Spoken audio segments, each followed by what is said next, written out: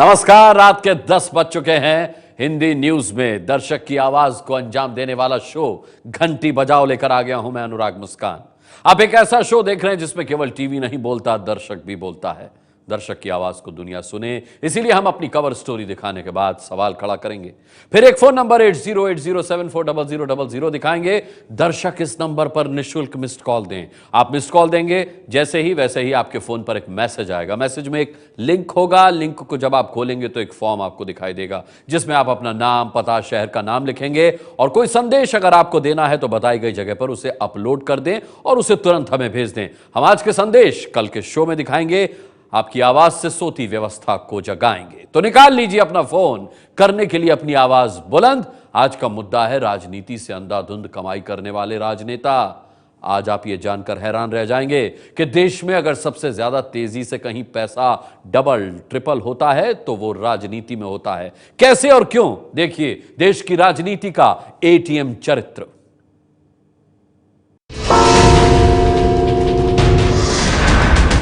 आपने सोने में 15 साल निवेश किया होगा तो फायदा 13.66% हुआ। आपने शेयर बाजार में 15 साल निवेश किया होगा तो फायदा 13.97% हुआ। लेकिन 5 साल सियासी कुर्सी पर निवेश करने पर मुनाफा नेताओं को 1015% तक पहुंच जाता है। सुनकर चौंक गए होंगे आप कि क्या राजनीति देश में सबसे ज्यादा मुनाफा देने वाली जगह है। देश का कोई नेता तो आपको ये बात नहीं बताएगा, लेकिन मौजूदा केंद्रीय मंत्री चौधरी बीरेंद्र सिंह ने कुछ दिनों पहले ही ये सच भी देश को बताया था। पूरी कहानी आगे समझाने से पहले वो बयान सुनिए। बिजनेस में फेल हो जाओ, सरकारी नौकरी में फेल हो जाओ, अच्छे डॉक्टर ना बन सको, अच्छे इंजीनियर ना बन सको, अच्छे वकील ना बन सको तो राजनीति में प्रवेश कर। और आजकल तो किसी को और कहीं से नजर ना आए तो सबसे अच्छा धंधा राजनीति है। सियासत में दिन दूनी रात चौगुनी होने वाली बरकत पर किसी राजनेता का इससे साफ कबूलनामा कभी नहीं हो सकता। ये बयान पुराना था लेकिन नई कहानी भी ऐसी ही है। उत्तराखंड में वोटिंग हुई है, जनता ने किन्हें वोट डाला है जरा देखिए। 5 साल में उनकी कमाई का पहाड़ कैसे खड़ा हुआ। उत्तराखंड में करीब 60 मौजूदा विधायक दोबारा चुनाव लड़ रहे हैं। 5 साल में इन 60 विधायकों की संपत्ति औसत 1,77,00,000 रुपए बढ़ गई। 5 साल में 60 विधायकों की संपत्ति 96% तक बढ़ी है।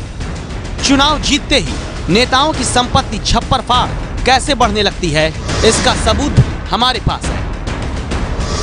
नाम शैलेंद्र मोहन सिंघल, विधायक जसपुर उत्तराखंड। पुराने कांग्रेसी अब बीजेपी के टिकट पर उतरे हैं। 5 साल पहले इनकी संपत्ति 3 करोड़ थी। 5 साल में अब 35 करोड़ हो गई। संपत्ति में 1015% का इजाफा नेताजी को सियासत में हुआ है। नेता कहीं के भी हो, राजनीति उन्हें 5 साल में मालामाल कर ही देती है। जिस उत्तर प्रदेश में 6 करोड़ लोग गरीबी रेखा से नीचे जीते हों, उसी उत्तर प्रदेश में 403 में से 271 विधायक करोड़पति चुने जाते हैं। उन्हीं में से एक हैं कभी बीपीएल कार्ड धारक कहे जाने वाले गायत्री प्रजापति, जो सियासत में उतरे तो प्रजा तो बेहाल रही, लेकिन गायत्री करोड़पति जरूर बन गए। मैं गायत्री प्रजापति ईश्वर की शपथ लेता हूँ कि जो विषय उत्तर प्रदेश राज्य के मंत्री के रूप में सियासत में पैर छूकर ही सब कुछ पाने वाले समाजवादी पार्टी के नेता और मंत्री गायत्री प्रजापति 2002 तक गरीबी रेखा से नीचे खुद को बताते थे। 2012 में पहली बार गायत्री प्रजापति विधायक बने और फिर खनन मंत्री भी।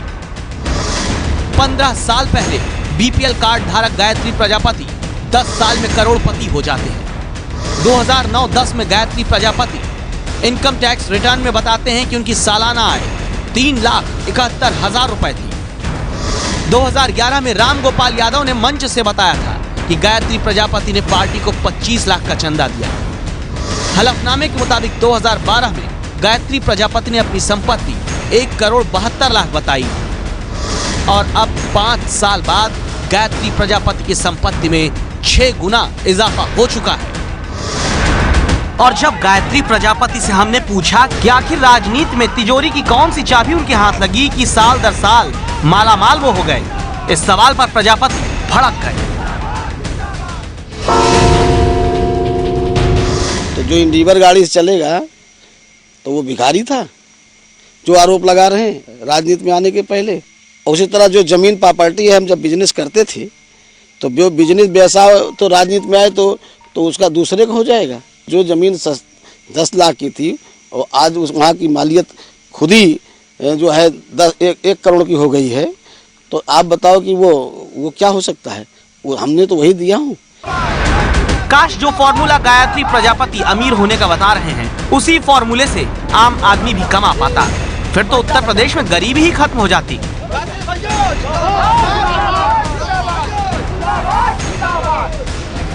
आखिर 5 साल में कैसे एक नेता करोड़ों रुपए की मिल्कियत खड़ी कर लेते हैं, जबकि आम आदमी 5 साल बाद भी अपनी EMI कम हुई कि नहीं यही देखता रहता है। ये जानने के लिए हम अनिल वर्मा से मिले, जो चुनावों पर गहरी नजर रखने वाली संस्था एसोसिएशन फॉर डेमोक्रेटिक रिफॉर्म्स के राष्ट्रीय संयोजक हैं।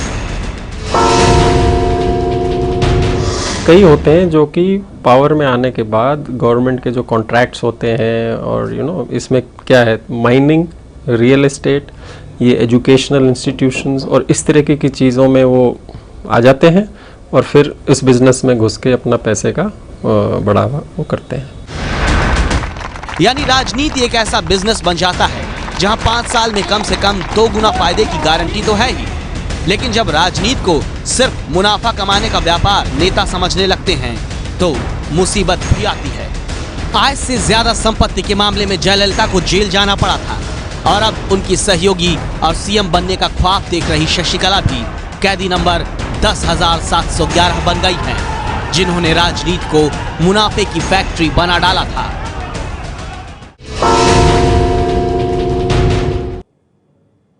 ये रिपोर्ट देख लिया आपने, अब आपकी बारी है। आज एबीपी न्यूज की राय है कि राजनीति से अंधी कमाई के भ्रष्टाचार पर रोक लगनी चाहिए। आप इस राय से सहमत हैं तो 8080740000 पर अभी और इसी वक्त मिस कॉल दीजिए।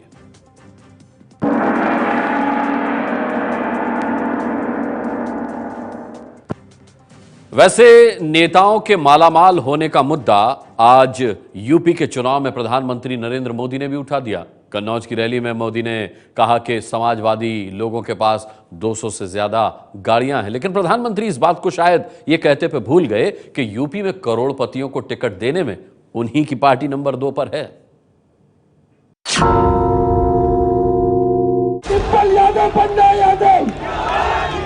लखनऊ कैंट सीट पर देवरानी अपर्णा यादव के प्रचार के लिए जेठानी डिंपल यादव पहुंची थी। डिंपल यादव प्रधानमंत्री पर गुस्सा हो रही थी, कह रही थी मोदी सरकार के मंत्री दर्जन भर से ज्यादा हेलीकॉप्टर लेकर चुनाव में उतरे हैं, जनता का पैसा फूंक रहे हैं। विपक्षी दलों के बहुत सारे हेलीकॉप्टर 16 और न जाने कितने हवाई जहाज हमारे उत्तर प्रदेश में घूम रहे हैं। केंद्र से मंत्री लोग आ रहे हैं। डिंपल यादव की मोदी पर इस नाराजगी की वजह है प्रधानमंत्री का कन्नौज में किया गया सियासी वार। आप मेरे खाते में एक कार नहीं है, एक गाड़ी नहीं है, मेरे पास कोई गाड़ी नहीं। अभी तो प्रधानमंत्री हुए तो सरकार की गाड़ी में बैठ के गुजारा कर लेता हूं। और ये समाजवादी लोग उनके घर में 200 से ज्यादा तो गाड़ियां रखते होंगे। ये कौन सा समाजवाद? ये लोगों के साथ धोखाधड़ी करने वाले लोग हैं भाइयों बहनों। अब प्रधानमंत्री ने क्यों समाजवादियों की कार को मुद्दा बनाया, उसकी वजह है मुलायम के दूसरे बेटे और अपर्णा यादव के पति प्रतीक यादव की ये 5 करोड़ वाली लैम्बोर्गिनी कार। समाजवाद की राजनीति पर इसी कार के जरिए प्रहार हुआ तो प्रतीक सफाई दे रहे हैं, मैंने कार लोन पर ली है। मैंने अगर 5 करोड़ रुपए की कोई प्रॉपर्टी खरीद ली होती तो क्या विवाद होता? आप 5 करोड़ रुपए को 5 करोड़ रुपए की तरह देखिए ना। और मैंने तो लोन लेके लिया है ना, मेरी बैलेंस शीट है, लोन है। तो आखिर समाजवादी परिवार में कितनी कारें हैं?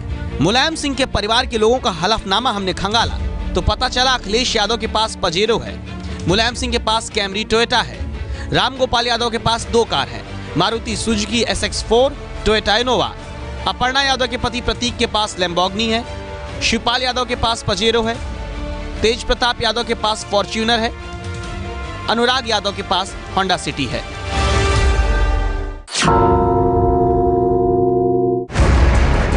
अब भले प्रधानमंत्री नरेंद्र मोदी करोड़ों की कार का मुद्दा उठाएं, लेकिन सच तो यह भी है कि यूपी में उनकी पार्टी करोड़पति नेताओं को टिकट देने में नंबर 2 पर है। एडीआर की रिसर्च के मुताबिक पहले 3 चरण में बीजेपी के 208 प्रत्याशियों में से 172 करोड़पति हैं, तो पिछड़ों का झंडा उठाने वाली मायावती की पार्टी ने पहले 3 चरण में 207 कैंडिडेट में से 180 करोड़पति कैंडिडेट चुने हैं। सियासत में नेताओं की संपत्ति बढ़ने की बड़ी वजह है उनकी असली आय, संपत्ति और मिलने वाले पैसे का सही हिसाब ना बताया जाना। जरूरत है एक ऐसे पारदर्शी सिस्टम की जहां नेताओं को भी आम जनता की तरह अपनी एक एक पाई का हिसाब देना पड़े। जो लोग भी 5 साल में अकूत दौलत कमाएं, उनको अपना स्रोत बताना हो, और जब तक ऐसा नहीं होगा तब तक जनता फटेहाल रहेगी और नेता इसी तरह मालामाल होते जाएंगे। क्या आखिर वजह क्या है कि देश में जब गरीब गरीब ही रह जाता है तो नेता और अमीर होते जाते हैं? जो आम आदमी सवाल उठाने लगता है। IPSOS एजेंसी ने जब दुनिया के कई देशों में सर्वे कराया कि आखिर अमीर होते नेताओं के आगे आम आदमी क्या चाहता है, तो जानते हैं आप नतीजों में क्या पता चला?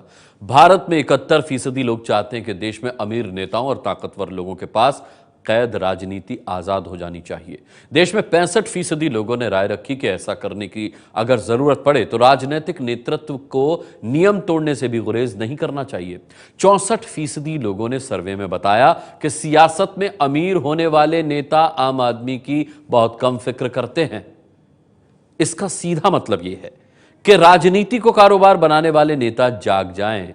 ऐसे पारदर्शी नियम बनने चाहिए जहां राजनीति सिर्फ अमीर होने का जरिया न रहे, बल्कि देश की आम जनता को मजबूत करने का रास्ता भी बने।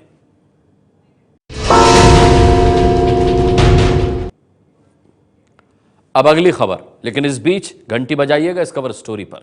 अगली खबर यह है कि 10 फरवरी से हम चुनाव में उतरे माननीयों की घंटी बजा रहे हैं। काला अक्षर भैंस बराबर सीरीज में आपको दिखा रहे हैं कि उनका सामान्य ज्ञान क्या है, कितना है। आज बारी है यूपी के गाजीपुर जिले के 3 विधानसभा सीटों के प्रत्याशियों की। जरा देखिए इन माननीयों का हाल। काला अक्षर भैंस बराबर सीरीज में अब तक हम यूपी की 18 विधानसभा सीटों के उम्मीदवारों का सामान्य ज्ञान आपके सामने रख चुके हैं। MLA का फुल फॉर्म बता दीजिए।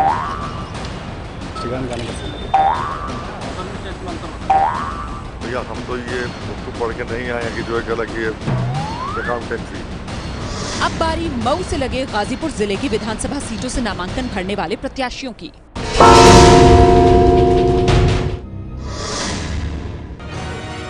शुरुआत गाजीपुर की जखनिया सीट से SP उम्मीदवार गरीब राम से, जिनके पास MA B.Ed की डिग्री है।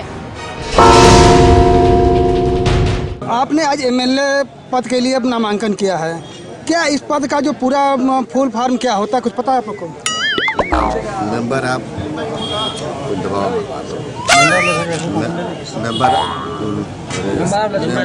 Legislative assembly. बज गई ना घंटी। कई स्कूल चला रहे गरीब राम जी ने तो MLA का फुल फॉर्म बताने के लिए पर्ची निकाल ली। गाजीपुर की मोहम्मदाबाद सीट से कम्युनिस्ट पार्टी उम्मीदवार सुरेंद्र यादव का भी जवाब सुन लीजिए।